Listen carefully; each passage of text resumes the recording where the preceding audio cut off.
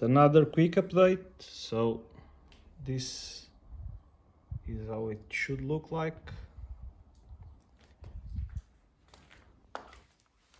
I've already locked the wheel, and now I've already done a test to see everything it's working. Yes, it's working. Looks smooth. Let's see if it breaks.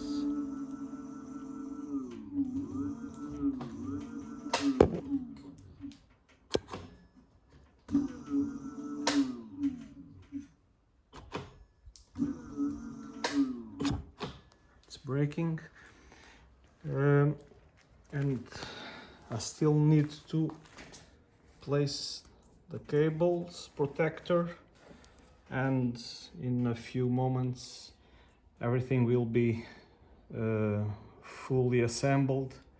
So I think you now will have this video for your guidance, and I believe you will be able to change yourself the tire or inner tube if you need. So hope you enjoy it, and bye bye. See you in the next video.